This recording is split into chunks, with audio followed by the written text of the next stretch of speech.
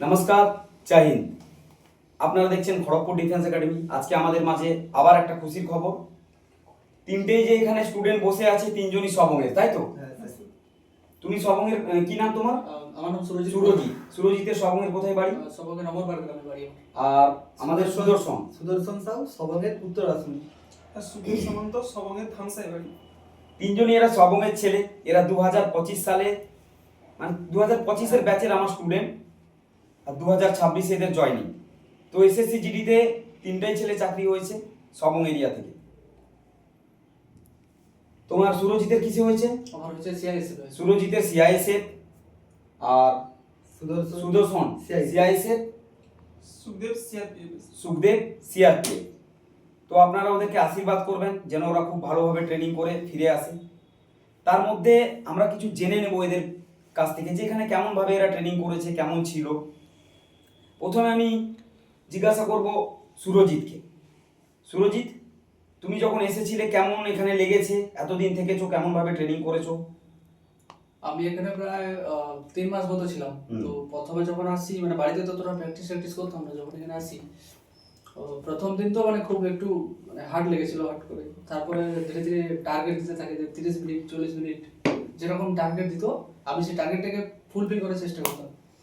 আরো বিভিন্ন ধরনের ওয়ার্কআউট, আরো বিভিন্ন ধরনের এভাবে হতে হতে এখানে বিভিন্ন রকম ওয়ার্কআউট হয়, টেকনিক্যালি ওয়ার্কআউট, অনেক টাইপের হয়, কোর এক্সারসাইজ, আরো বিভিন্ন রকম এক্সারসাইজ। এখানে আমাদের কেমন 6 দিনে তোমাকে 6 রকম টাইপের ট্রেনিং হতো? হ্যাঁ, তাই তো? ট্রেনিং কেমন লেগেছিল তোমার? ট্রেনিং খুব ভালো লেগেছিল, মানে ঠিক আছে, একদম যেটা দরকার ঠিক আছে। দরকার একদম ততটাই।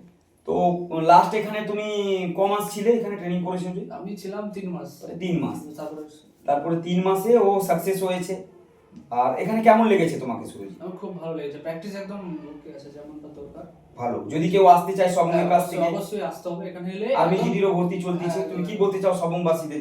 সবং যেসব স্টুডেন্টরা আছে তাদের জন্য কি বলতে চাও? তাদের জন্য বলবো যে এখানে একদম এলে একদম মানে ফিজিক্যাল 100% একদম সিওরিটি নিয়ে আসো যে হবে এখানে, মানে তোমার গ্যারান্টি দিয়ে বলতে। তোমাকে এখানে ভালো লেগেছে? তাহলে এখানে বিহেভিয়ার কেমন? হ্যাঁ, বিহেভিয়ার খুব ভালো একজন, মানে এখানে তোমার কোনো মানে উল্টো পাল্টা তো কোনো কথা নেই। তাছাড়াও যতটা দরকার, মানে উল্টো পাল্টা কোনো এক্সট্রা কিছু মারধর বা কিছু র্যাগিং টাইপের কিছু, ওই সমস্ত কিছু এতটুকু এখানে দেখা যাবে না।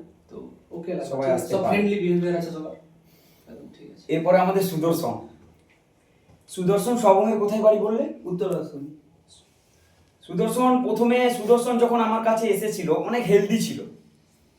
প্রায় 30 মিনিট 31 মিনিটে ও 5 কিলোমিটার মারতো, তাই তো? হ্যাঁ, ও এসেছিল সোশ্যাল মিডিয়া থেকেই, অনলাইন থেকে দেখে এসেছিলাম। অনলাইন থেকে মানে দেখে এসেছিল। তারপরে এ যখন এসেছিল প্রচুর হেলদি ছিল, অনেক মোটা ছিল সুদর্শন সাউ, তাই তো? হ্যাঁ, তো এখানে সুদর্শন ট্রেনিং করে কেমন লেগেছে তোমাকে? খুব ভালো লেগেছে। কারণ বাড়িতে আমি যখন প্র্যাকটিস করতাম তখন সপ্তাহে যদি একদিন যদি 5 কিলোমিটার রান করতাম, তারপরে 4-5 দিন 2 কিলোমিটার কি 3 কিলোমিটার, কখনো 1 কিলোমিটার বেশি রান করতে পারতাম। এখানে আসার পর স্যার সকাল বিকাল আমাদের প্র্যাকটিস করিয়েছে ভালোভাবে, যার ফলে আস্তে আস্তে করে আমি রান করতে পেরেছি। এখানে একটানা 9 কিলোমিটার পর্যন্ত রান করেছি এবং আস্তে আস্তে আমার টাইমও কম এসেছে। তুমি ধীরে ধীরে ফ্যাট লস হয়েছে। এখানে তোমাকে ট্রেনিং কেমন হতো তোমার? ট্রেনিং খুব ভালো হতো। সকালে স্যার আমাদের প্র্যাকটিস করাতো, বিকাল সকালে একটা আমাদের যেমন থাকতো যে 30 মিনিট কি 40 মিনিট একটা লং রান এবং স্লো পেসে করাতো। বিকালে স্যার একটু স্পিডি রানটা করাতো, রেপিটেশন একটু করাতো স্যার। আচ্ছা আচ্ছা, এখানে ডাইট কেমন তোমাদেরকে দেওয়া হয়েছিল? ডাইট ফার্স্ট কথা আমি বলে দিই, আমার এখানে চিকেন দেওয়া হয় না ফিজিক্যালের টাইমে। কি কারণে দেওয়া হয় না সেটা পরের কথা, বাট আমরা চিকেন দিতাম না। রেয়ারলি যদি কোনো পার্টি থাকতো, যদি কোনো ওকেশন থাকতো, তাহলে আমরা চিকেন দিতাম, নাহলে চিকেন দেওয়া হতো না। একটা হেলদি ছেলেকে কেমন ভাবে গাইড করতে হবে, তার ডায়েট প্ল্যান কেমন থাকবে মোটামুটি, এখানে কেমন লেগেছিল? খুবই ভালো লেগেছে। স্যার এবার বলে দিত যে কি কি খাওয়া চলবে আমার পক্ষে, সেটা বলতে যেমন আমি বাইরে যারা 80 কেজি ওয়েট হয়, হ্যাঁ, বা যেগুলো ফ্যাট হয় সেগুলো খেতাম। স্যার বললো যে ওগুলো মানে খেতে বারণ করেছিল, যার ফলে আমি ঘি জাতীয় জিনিস, চিকেন মাটন যেগুলো ফ্যাট, ভাতও কিছু কম খেতে বলেছিল এবং সবজি বেশি করে খেতে বলেছিল, যার ফলে আমার তখন ওয়েট ছিল 75 কেজির মতো। সেখান থেকে আমি কমিয়ে অনেকটা কমেছে, দিয়ে তারপর আমি মাঠ পাস করেছি। তো তোমার লাস্ট টাইমিং কত এসেছিল? লাস্ট টাইমিং এখানে এসেছিল 22-20 মতো এসেছিল। 22-20 মানে 30 মিনিট থেকে ও 22 মিনিটে মেরে সাকসেস হয়ে আজকে মেডিকেল ফিট হয়ে আপনাদের সকলের আশীর্বাদ, আমাদের আশীর্বাদে ও আজকে সিআইএসএফ এ জয়েনিং করছে। তো কেউ যদি আসতে চায় সবং থেকে নিশ্চয়ই আসতে পারে। নিশ্চয়ই, এটুকু বলতে চাই যে টাইম হাতে রেখে, যে হয়তো আমার মাঠ আছে, তুমি 8 দিন 10 দিন থেকে ওইভাবে আগে আসলে করানো ওরকম যায় না। আসলে একটা হবে না। সময় নিয়ে আসতে একটা হবে। সময় নিয়ে আসলে এটুকু বলতে চাই, স্যার তোমার যতটা চাহিদা বা তোমার শরীর যতটা টানবে সেরকম করে তোমাকে মাঠের জন্য পুরো ফিট করে দেবে। এটুকু বলতে চাই যে স্যারের কাছে আসলে মাঠ পাস করবে। গ্যারান্টি। হ্যাঁ, এবং স্যার যেটা বলবে হ্যাঁ, তুমি এগুলো পারছো না, guarantee। তুমি যতটা পারছো না ঠিক আছে, কিন্তু যতটা পারবে ততটা করো। যে স্যার যতটা বলছে ততটা করার চেষ্টা করবে, যতটা পারবে তুমি। এবার তুমি যদি আজকাল তো- ফাঁকি দাও তখন হ্যাঁ, হবে না। আজকাল বহু ইনস্টিটিউট আছে হয়েছে, তো কমেন্ট আসে অনেক বিহেভিয়ার খারাপ হচ্ছে, মানে ইনস্টিটিউটে ভর্তি হয়ে গেলে। তোমাদেরকে এখানে কেমন লেগেছে? তোমরা তো এটুকু বলতে যে বাড়িতে যেমন থাকো বন্ধুদের সঙ্গে যেমন মেশো সেরকম, এখানে শুধু কি ওই ট্রেনিং এর সময় যে তোমাকে যেটা করতে বলবে সেটা তুমি করো, তারপর তোমার নিজের মতোই তুমি থাকো, তোমাকে বেশি কিছু বলবেও না স্যার। আর কখনো আমরা ছিলাম তো, আমি 2 মাসের মতো ছিলাম, কখনো স্যার এক ঘা মারেও নেই বা স্যার কোনো অভদ্র কথাও আমাদের বলেনি, পুরো বন্ধুর মতো স্যার মিশেছে। তো যদি কেউ সবং এরিয়া থেকে আরবিজিডি এখন ভর্তি চলতিছে আসতে আসলে পারে, আসতে পারে, কোনো সমস্যা নেই। কোনো সমস্যা নেই। তারপরে আমাদের মেইনলি হচ্ছে আমাদের সুখদেব। সুখদেবের কাহিনী একদম আলাদা। তো আমি বলবো, সুখদেব যখন জয়েন করে আমার কাছে, ফার্স্ট দিন যেদিন এসেছিল ও ভয় পাচ্ছিল। তারপরে একটু পুশ আপ মারতে বললাম, ওটাও হচ্ছে না, তাই তো? আমার মনে আছে ওকে ফার্স্ট দিন বিকেল বেলায় ট্রেনিং আমি দেখেছিলাম। তো ওর দাদা আমার কাছে ছেড়ে দিয়ে গেছিল। প্রথম একটা তোমার কাহিনীটা তুমি বলো।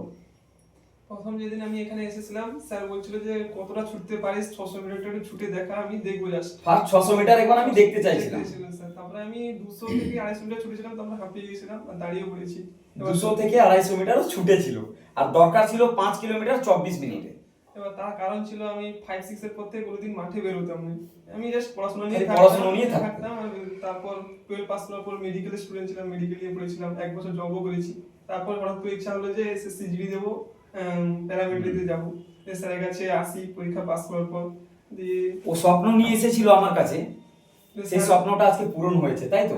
কিন্তু এসেছিল, কিন্তু প্রচুর ভয় করতো। কি ও কোনোদিন খেলাধুলো করেনি, এই ছেলে কোনোদিন খেলাধুলো করেনি, সে কি হিসাবে 24 কিলোমিটার মানে 24 মিনিটে 5 কিলোমিটার দৌড়ি দেবে, ওটাই ওর ভয় ছিল। স্যারকে বারবার বলতাম, স্যার হয়তো আমার জন্য এই প্রফেশনটা ঠিক নয়, আমাকে স্কিপ করাবে। স্যার বলছে না, আমি তোকে পাস করে দেখাবো, ফিজিক্যালের দায়িত্ব আমার। তারপর স্যার পাস করে তো আমি পাস করিয়ে দেখেছি। হ্যাঁ স্যার। ও বারবার বলতো কি স্যার আমার জন্য মনে হয় এই লাইনটা নয়, আমি পারবো না। প্রচুর কষ্ট হতো ওর, বমি করে দিত, বহুবার বমি করেছে।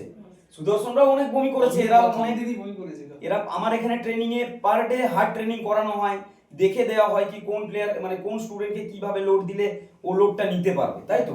এমন নয় কি দৌড়াতেই হবে, ওভার না যে পিঠে খালি ছড়ি চালালে সব কিছু করা যায় না। আমি বলবো ডিসিপ্লিন তো রাখতে হবে, এছাড়া কোচকেও জানতে হবে কি ওই ছেলেটাকে কি হিসাবে লোড দিলে ও ইনজুরি মুক্ত হবে আর লোডটা নিয়েও যাতে সাকসেস হতে পারে। এখানে ওটা করানো হয় না। হ্যাঁ স্যার, যতটা এমন নয় কি 10 কিলোমিটারই দৌড়াতে হবেই, টাস্ক অনুযায়ী দৌড়াতে হবে, নাহলে এখানে কোনো মারামারি করা হয় না স্যার। স্যার একজন প্রফেশনাল অ্যাথলেটিক্স, স্যার জানে যে কখন কতটা প্রেসার দেওয়া উচিত, কতটা লোড দেওয়া উচিত, ইনজুরি ছাড়াই কতটা তোকে ইমপ্রুভ করা উচিত। আর স্যার কথা দিয়েছিলেন, আমার দাদাকেও বলেছিলেন, আমাকে বলেছিলেন যে তোকে ফিজিক্যাল পাস করে দায়িত্ব আমার, আমি পাস করে দেখাবো। আর মানে স্যার- ও এতটাই কমজোর ছিল, ওর নিজের প্রতি কনফিডেন্ট তো দূরের কথা, ও এখান থেকে চলেই যাবে বলছিল। কি স্যার এই লাইনটা মানে ডিফেন্স লাইন ওর জন্য নয়, বলেছিলেন না? বলেছিলেন না? হ্যাঁ। তো আমি বলেছিলাম একটু থাকার জন্য সুখদেবকে আমি বলছিলাম তুই স্টে কর, বাদ বাকিটা আমি দেখবো। তো আমি চ্যালেঞ্জ করেছিলাম ওর দাদাকে যে আমি ওকে পাস করাবো। এও ছিল অনেক মোটা ছেলে, আমি পাস করিয়েছি, তো পাস হয়েছে। আরো অনেক ছেলে পাস হয়েছিল যারা মেডিকেলে কেটে গেছে, কিছু ছেলে, তো কিছু করার নেই, কিছু ম্যারিডও কেটেছে। তাদেরকে আমি বলবো আপকামিং যেটা আসতেছে এসএসসি জিডি, তারা আরো প্রিপারেশন করছে, ভালো করে যেন তারাও সাকসেস হয়। আর তিনজনকেই বলবো তোমরা ভালোভাবে থাকবে, ট্রেনিং ভালোভাবে আশা করছি ওরা কমপ্লিট করে আসবে। আসবে যখন আবার ইউনিফর্মে দেখা হবে, তাই তো? হ্যাঁ স্যার। আবার দেখা হবে। ওদের একটা স্বপ্ন ছিল, যখন আমি এখান থেকে চাকরি পেয়েছিল আর্মির ছেলেরা, নেভির ছেলেরা যারা চাকরি পেয়েছিল এয়ারফোর্সে, আমি যখন ওদেরকে সেলিব্রেশন করছিলাম তখন এরা দাঁড়িয়েছিল, কিন্তু ওই দিনে ওরা আমাকে বলেছিল স্যার আমরাও একদিন আসবো। আমি বলছি নিশ্চয়ই আসবি। আজকে ওই দিন এসেছে, গরিব বাড়ির ছেলে মেয়েরা সাকসেস হয়েছে, আমাকে খুবই ভালো লেগেছে। ওরা স্ট্রাগল করেছে প্রচুর, একদিনও কিন্তু বাড়ি যেত না ওরা, যখন দরকার আমি তখনই ছুটিতে ছাড়তাম, তাই তো? নইলে কিন্তু ওরা পুরো ছিল কি বর্ষা দুপুর 12টা, আপনারা আগের ভিডিও দেখেছেন, ওদেরকে ট্রেনিং করিয়েছি আর ওরাও স্টে হয়ে আমার সাথে ছিল, তাই জন্য আজকে সাকসেস। তো আপনারা ওকে আশীর্বাদ করবেন ওদেরকে, যেন ওরা খুব ভালোভাবে থাকে, জয়েনিং করুক, ওরা যাক। জয় হিন্দ, জয় ভারত।